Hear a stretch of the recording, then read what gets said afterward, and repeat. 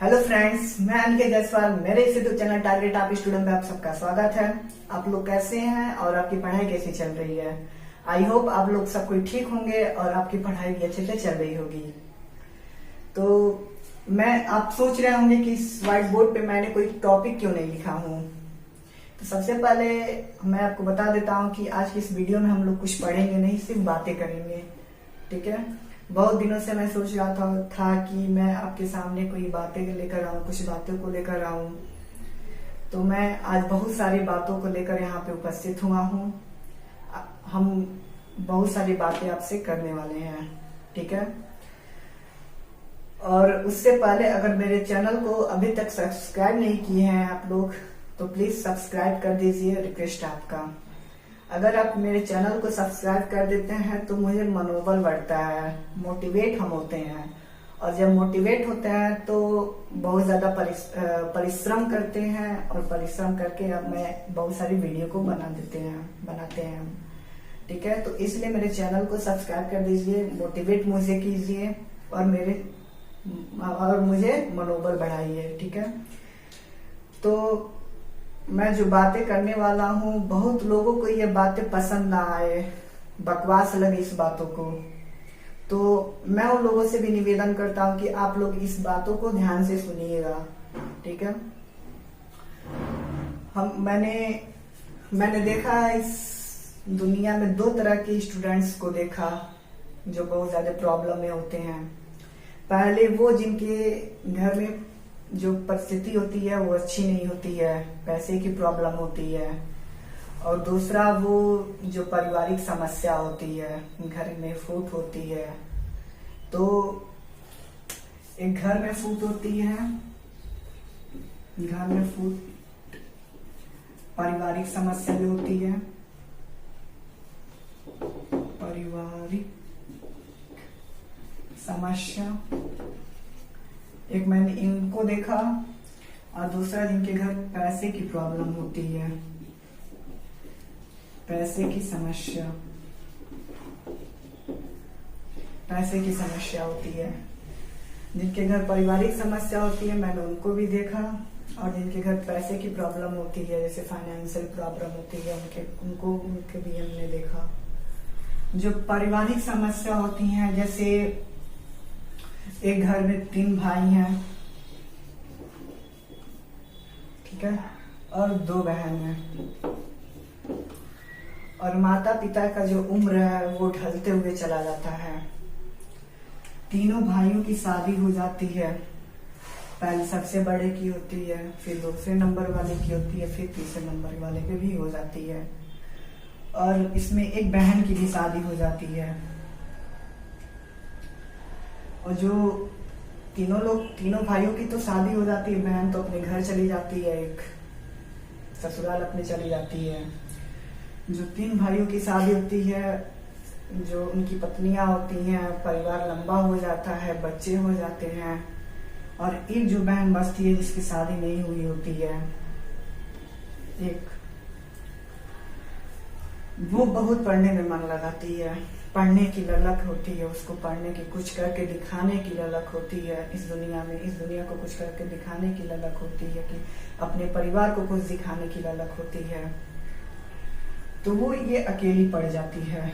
ये लोग तो अपने परिवार को समय देने लगते हैं, इसको कोई नहीं ध्यान दे पाता है। और माता पिता का जो उम्र है वो ढलता हुआ चला जाता है। और ये जो है ये टॉपर है, टॉप 10 में आती है।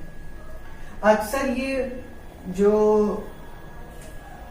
प्रॉब्लम आती है वो लड़कियों को लेकर आती है, लड़कों को लेकर बहुत कम आती है। और लड़के के ऊपर आती भी है तो लड़के क्या करते हैं, लड़के अपना बाहर जाकर नौकरी कर अपना पैसे कुछ कमाकर कुछ पढ़ भी लेते हैं और नौकरी भी कर लेते हैं बाहर जाकर, और इस तरह से उनका चल जाता है। लेकिन जो लड़की होती हैं वो तो घर पे ही रह जाती हैं, वो कहीं जा भी नहीं पाती हैं घर की परिस्थिति के कारण, पारिवारिक समस्या के होने के कारण। और हमारा समाज तो आप लोग जानते हैं हमारा समाज कैसा है, कितना लोग गलत समझते हैं इसको देख के। तो जो लड़की बचती है, अक्सर बहुत सारी लड़कियों को ये जो प्रॉब्लम है बहुत सारी लड़कियों के घर के भी ये प्रॉब्लम होगा। तो ये जो लड़की बचती है वो बहुत पढ़ने में ठीक रहती है, पढ़ने की ललक होती है, कुछ करके दिखाने की ललक होती है, और अपने परिवार वालों को कुछ करके दिखाने की ललक होती है, और रुचि बहुत लगती है। तो ये तीनों भाई इस पे ध्यान नहीं देते हैं। बहन अपनी ससुराल चली जाती है, बहन बचती है जो पढ़ती है, स्टूडेंट्स है। एक ये प्रॉब्लम हम जानते हैं, देखते हैं। और दूसरा प्रॉब्लम ये देखते हैं पैसे की समस्या वाली। पैसे की समस्या वाली जैसे ये रियल घटना है। मेरे घर के जब मैं जहाँ रहता हूँ, मेरे घर के पास एक घर है, वहीं पे एक लड़की है, वो मेरे साथ ही पढ़ी है। वो बीए में एडमिशन ली थी। फिर बाद में मुझे एक बुक की जरूरत पड़ा, तो मैं उसके घर गया बुक लेने के लिए। तो घर जाने पे पता चल रहा है कि वो बीए की पढ़ाई जो है वो छोड़ दी है, पढ़ाई अपना बीच में छोड़ दी है, पढ़ नहीं पा रही है फाइनेंशियल प्रॉब्लम होने के कारण, घर की परिस्थिति के कारण। और ये रुचि भी लगती है पढ़ाई में, ललक भी रखती है, बहुत ज्यादा ललक है इसको पढ़ने का। तो ये पैसे की समस्या होने के कारण पढ़ाई अपनी छोड़ देती है। ठीक है, पैसे बीए की जो एग्जाम है उसको छोड़ देती है। तो मुझे पता चलता है कि बीए का एग्जाम इसने छोड़ दिया है पैसे की समस्या होने के कारण। तो मैंने उससे बहुत समझाया कि स्कॉलरशिप का तो फॉर्म आता ही है, उसको भर दो, जो पैसा आएगा उसी से कर लेना। तो कुछ समझी उमझी मैंने बोला कि अगर डिग्री रहेगा तो भविष्य में बहुत सारे गवर्नमेंट जॉब्स निकलने वाले हैं, सरकारी भर्तियां निकलने वाली हैं, उसको तुम फिल करके अपने घर की प्रॉब्लम जो है, फाइनेंशियल प्रॉब्लम है, उसको ठीक कर सकती हो। तो फिलहाल अभी तो ठीक है, वो सोची है कि मैं बीए में फिर से एडमिशन लूंगी समझाने के बाद। ठीक है, तो ये जो दो लड़कियां, जो दो परिस्थिति होती हैं, जो दो स्टूडेंट्स होते हैं, दो तरह की स्टूडेंट्स, और भी स्टूडेंट्स होते होंगे इस पूरे दुनिया में, बहुत सारी प्रॉब्लम होंगी, बहुत अलग अलग के तरह से प्रॉब्लम होंगे, उनके भी घर प्रॉब्लम होगी, अलग अलग तरह से प्रॉब्लम नहीं होगी। तो मैंने बस दो ही प्रॉब्लम्स ऐसे देखा जिनके घर पारिवारिक समस्या हो, घर की फूट हो, और एक जिनके घर पैसे की समस्या हो। इसमें से अधिकतर लड़कियां ग्रसित हो जाती हैं। लड़कियां पढ़ नहीं पाती हैं, पढ़ने की चेष्टा रखती हैं तो भी नहीं पढ़ पाती हैं।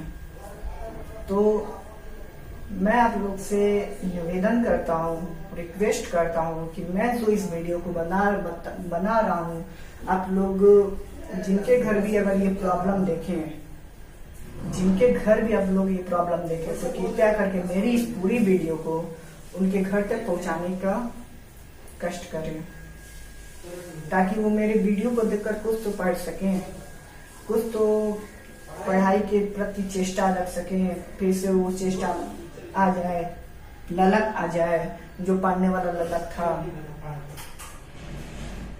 और ये जो लड़कियां होती हैं ये बाहर भी नहीं जा पाती है पढ़ने, घर की परिस्थिति तो अपने देखकर बाहर नहीं जा पाती हैं पढ़ने, कुछ कर दिखा भी नहीं पाती हैं, तो घर में चुपचाप से बैठी रहती हैं, घर का काम करती हैं, देखती हैं, फिर बाद में उनका शादी हो जाता है। तो मैंने दो तरह के लोगों को देखा है, स्टूडेंट्स को, एक जो पारिवारिक समस्या होता है, एक के घर पैसे की समस्या होती है। मैं आप लोगों से निवेदन करता हूं कि अगर आप कहीं भी पारिवारिक समस्या वाले स्टूडेंट्स या फाइनेंशियल प्रॉब्लम वाले स्टूडेंट्स या कोई अन्य प्रकार वाले स्टूडेंट्स को अगर समस्या हो, अगर आप उन्हें देख रहे हैं, तो आप जहां तक उनकी सहायता कर सकते हैं, जहां तक उनकी हेल्प कर सकते हैं, आप वहां तक आप करिए। मैं आपसे रिक्वेस्ट करता हूं, ठीक है। हम लोग क्लास 9th में भी पढ़े हैं, आप लोग पढ़े होंगे, याद होगा आपको। मैं क्लास 8th में भी पढ़ा हूँ और 9th में भी पढ़ा हूँ। एक सिंपैथी नाम का चैप्टर था चार्ल्स मैकेजी का, वो कवि थे, एक पोयम है, पोएट्री है चार्ल्स मैकेजी का। वो जो चार्ल्स मैकेजी होते हैं वो बैठे रहते हैं, फुटपाथ पे बैठे रहते हैं। उनको बहुत ज्यादा पीड़ा होती है, बीमार होते हैं और कष्ट से बैठे रहते हैं। तो वो बैठे रहते हैं तो उनको एक घमंडी व्यक्ति देखता है और उनके पास जाता है। तो घमंडी व्यक्ति जब उनके पास जाता है तो चार्ल्स मैकेजी उनकी आंखों में जब देखते हैं, जब कभी उनकी आंखों में देखते हैं तो उनके प्रति कोई भी प्रेम भावना नहीं रहता है। वो घमंडी व्यक्ति रहता है। तो घमंडी जो व्यक्ति रहता है वो उनको कुछ पैसे देता है, बोलता है कि जाओ अपना दवा करा लो, ठीक हो जाओ। तो वो जब चार्ल्स मैकेजी पैसे तो ले लेते हैं, दवा कराते हैं, ठीक हो जाते हैं। फिर उस व्यक्ति को जो पैसा जो घमंडी व्यक्ति पैसा दिया रहता है वो पैसे को वापस कर देते हैं चार्ल्स मैकेजी जो कवि थे। उस घमंडी व्यक्ति को पूरा पैसा वापस कर देते हैं। फिर एक दिन समय आते आते फिर कवि बीमार पड़ जाते हैं। कोई टेंशन रहता है, कोई टेंशन के कारण बीमार पड़ जाते हैं, उनके सिर में दर्द होता है, बीमार हो जाते हैं। तो उनको एक व्यक्ति देखता है, गरीब व्यक्ति देखता है, उनके पास जाता है। उनके पास जो जाता है, फिर जाते वक्त जाता है तो उनका जाते ही सिर दबाने लगता है। वो बहुत ज्यादा कष्ट से बैठे रहते हैं, फुटपाथ पे, रोड पे बैठे रहते हैं, बीमार रहते हैं, टेंशन रहता है उनको। तो वो गरीब व्यक्ति जाते उनका सिर दबाने लगता है और उनको खाने के लिए रोटी देता है, ब्रेड देता है उनको खाने के लिए। फिर उनका देखभाल करता है, फिर ठीक हो जाते हैं। तो जो ठीक हो जाते हैं, जो चार्ल्स मैकेजी कवि जी ठीक हो जाते हैं, तो वो सोचते हैं, एक बार सोचते हैं कि मैंने रोड पे बैठा था, बीमार था, उस वक्त एक घमंडी व्यक्ति ने मुझे पैसा दिया। तो जो पैसा दिया था मैंने उस दवा कराया उस पैसे से, और जो दवा करा के फिर से मैंने पैसे को उस घमंडी व्यक्ति को पैसे को लौटा दिया था। लेकिन इसने मेरी मदद की है, मेरे प्रति जो सहानुभूति दिखाई है, जो मेरा सिर दबाया, मेरा देखभाल किया है, मैं इसका ऋण कैसे चुकाऊं। तो आप वही गरीब व्यक्ति बनिए। आप जहां भी देखें किसी व्यक्ति को, किसी स्टूडेंट्स को अगर पढ़ने की बहुत ज्यादा उसकी प्रॉब्लम है तो उसे यूट्यूब के माध्यम से, यूट्यूब पे तो बहुत सारी चैनल्स हैं, अच्छे चैनल्स हैं, उस चैनल्स को आप बताइए ताकि जो स्टूडेंट्स है उसको पढ़ सकें, जो ललक है, पढ़ने की ललक है, उसको पढ़ सकें। जहां तक आपको लगता है कि मदद मैं कर सकता हूं वहां तक आप मदद कीजिए, ठीक है।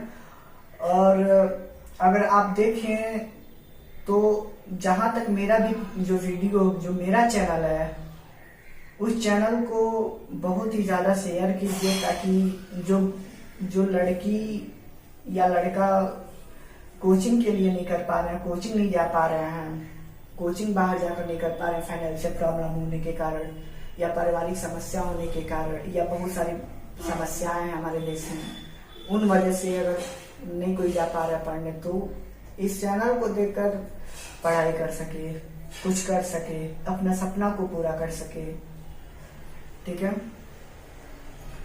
तो बहुत ज्यादा मतलब जो चैनल है मेरा फैला दीजिए सब जगह, जितना हो सके उतना मेरा मदद कीजिए, हेल्प कीजिए, ठीक है। मैं इन दो स्टूडेंट्स के लिए एक वर्ड बोलना चाहता हूँ, एक शब्द बोलना चाहता हूँ जिनसे उनकी प्रेरणा और बढ़ सके, पढ़ाई के प्रति ललक बढ़ सके और जो ललक था वो ललक वापस आ जाए, पढ़ाई के प्रति चेष्टा हो उनको, अपने आप को ये बातें याद करके अपने आप को समझा सके, अपने आप को कि बिंदास मुस्कुराओ क्या गम है, जिंदगी में टेंशन किसको कम है, अच्छा या बुरा तो केवल भ्रम है और जिंदगी का नाम ही कभी खुशी कभी गम है, ठीक है। तो ये जो स्टूडेंट्स हैं, इन बातों को लेकर अपने मन में अपने आप को समझा सकते हैं। ठीक है, मैं यहाँ पे आया हूँ तो मैं कुछ और भी बातें बताऊंगा। बातें तो बहुत सारी बातें हैं, बहुत ही सारी बातें लेकर मैं आया हूँ, लेकिन जब मैं आया हूँ तो कुछ टॉपिक भी हम लोग पढ़ लेते हैं। कुछ टॉपिक पढ़ लेते हैं तो बातें तो होती ही रहेंगी। कुछ बेसिक चीजें पढ़ लेते हैं। ठीक है, तो बेसिक चीजें पढ़ लेते हैं। एक कॉन्स्टिट्यूशन का मैं एक टॉपिक लेकर आया हूं, बहुत कार्यपालिका, विधायिका और न्यायपालिका।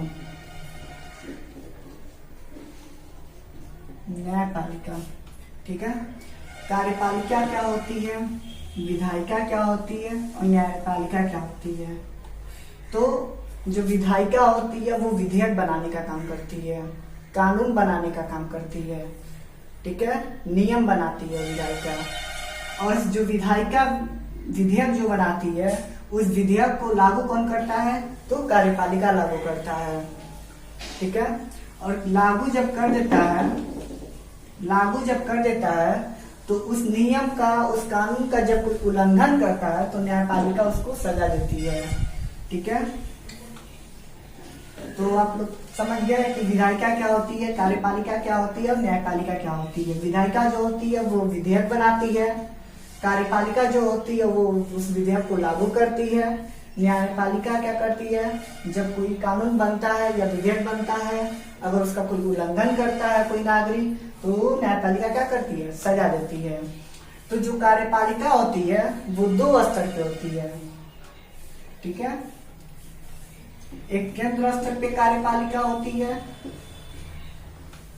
एक राज्य स्तर पे कार्यपालिका होती है। केंद्र स्तर पे कार्यपालिका में कौन कौन होते हैं और राज्यसभा में कार्यपालिका में कौन कौन होते हैं।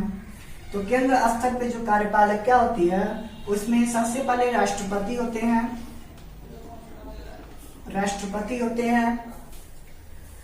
प्रधानमंत्री होते हैं, उपराष्ट्रपति, प्रधानमंत्री से पहले उपराष्ट्रपति होते हैं, उपराष्ट्रपति होते हैं, राष्ट्रपति होते हैं, उपराष्ट्रपति होते हैं, प्रधानमंत्री होते हैं, और इस कार्यपालिका का एक मंत्रिपरिषद होता है।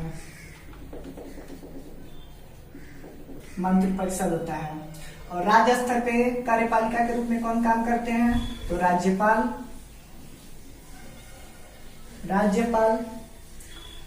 और मुख्यमंत्री और मंत्रिपरिषद। ठीक है, तो जो राष्ट्रपति होते हैं ये भारत के प्रथम नागरिक कहलाते हैं। ठीक है, और राष्ट्रपति जो होते हैं वो कार्यपालिका के बस नाम मात्र के कार्यपालिका राष्ट्रपति होते हैं। ठीक है, सब काम प्रधानमंत्री करते हैं, देखते हैं। ठीक है, तो कार्यपालिका 2 स्तर पे होता है, केंद्र स्तर पे कार्यपालिका होता है, राज्य स्तर पे कार्यपालिका होता है। केंद्र स्तर पे राष्ट्रपति होते हैं, उपराष्ट्रपति होते हैं, प्रधानमंत्री होते हैं और मंत्रिपरिषद होते हैं। ठीक है, और राज्य स्तर पे कौन होता है, तो राज्यपाल होते हैं, मुख्यमंत्री होते हैं, मंत्रिपरिषद होते हैं। अब जानते हैं विधायिका को। विधायिका भी 2 स्तर पे होता है, एक केंद्र स्तर पे विधायिका होता है जो कानून बनाता है, एक राज्य स्तर पे विधायिका होता है। केंद्र स्तर पे जो विधायिका होता है वो संसद होता है, और राज्य स्तर पे जो कार्यपालिका होता है वो कौन होता है, विधानमंडल होता है। ठीक है, जो संसद होता है, संसद के 3 अंग होते हैं। कौन कौन होते हैं, राष्ट्रपति, राज्यसभा और लोकसभा। ठीक है, और विधानमंडल भी 3 होते हैं, एक राज्यपाल और विधान परिषद होता है, विधान परिषद होता है और विधान सभा होता है, विधान सभा होता है। ठीक है, तो केंद्र स्तर पे जो संसद होता है वो आर्टिकल 79 में है, राज्यसभा 80 में है और लोकसभा 81 में है। हम ऐसे याद कर सकते हैं 79 में क्या है, संसद है, 79 के बाद 80 में क्या है, राज्यसभा है, उसके बाद 81 में क्या है, तो लोकसभा है आर्टिकल। ठीक है, आर्टिकल 79 में संसद, आर्टिकल 80 में राज्यसभा, आर्टिकल 81 में लोकसभा। ठीक है, जो राज्यसभा होता है वो उच्च सदन होता है। ठीक है, यह कभी भंग नहीं होता है, यह अस्थायी सदन होता है।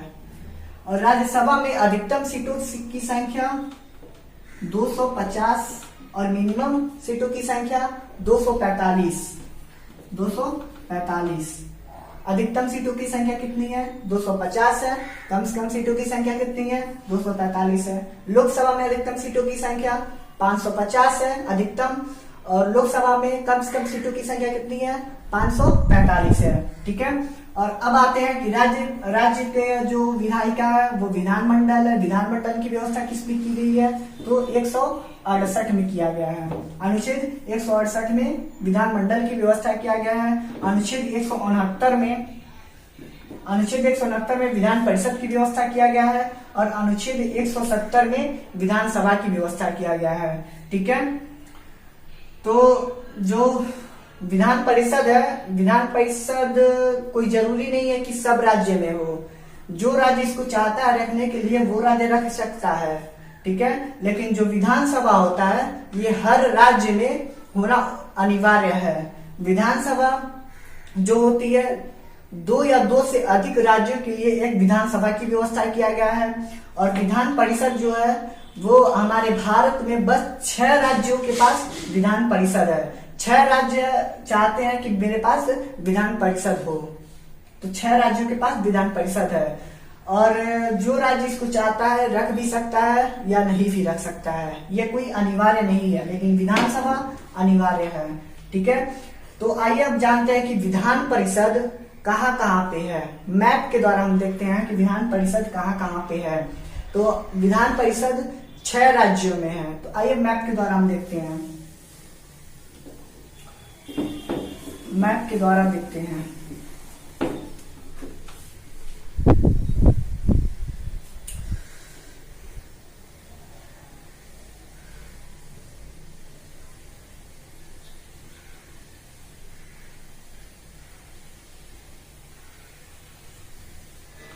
ये मेरा अपना इंडिया है।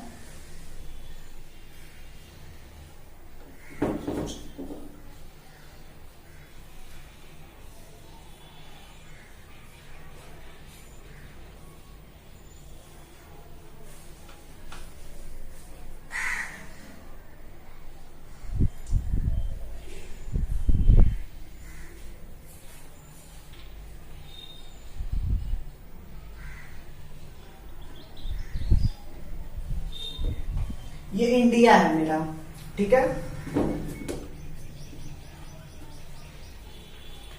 अब हम देखते हैं कि इस भारत में किन किन राज्यों के पास विधान परिषद है। ठीक है, इन राज्यों के पास कहां कहां विधान परिषद है। ठीक है, पहले जम्मू कश्मीर था विधान परिषद, लेकिन 31 अक्टूबर 2019 में विधान परिषद को भंग कर दिया गया। ठीक है, अब देखते हैं कि कहां कहां विधान परिषद है। तो यहाँ पे महाराष्ट्र है, महाराष्ट्र में है विधान परिषद। कर्नाटका में है, यहाँ कर्नाटका है, यहाँ पे विधान परिषद है। यहाँ पे आंध्र प्रदेश है, आंध्र प्रदेश में विधान परिषद है। फिर पास में ही तेलंगाना है जिसकी राजधानी है हैदराबाद। तेलंगाना में भी विधान परिषद की व्यवस्था किया गया है।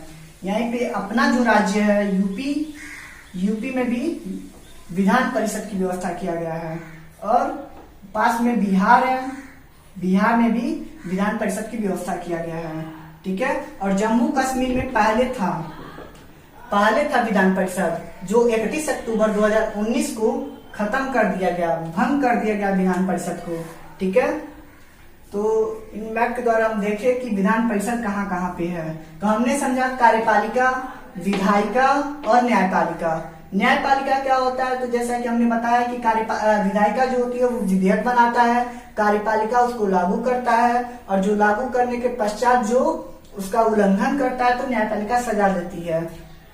तो न्यायपालिका क्या कहाँ कहाँ पे होती है, क्या क्या होती है न्यायपालिका में, कौन कौन सा होता है। सबसे पहले नंबर पे आता है डिस्ट्रिक्ट कोर्ट।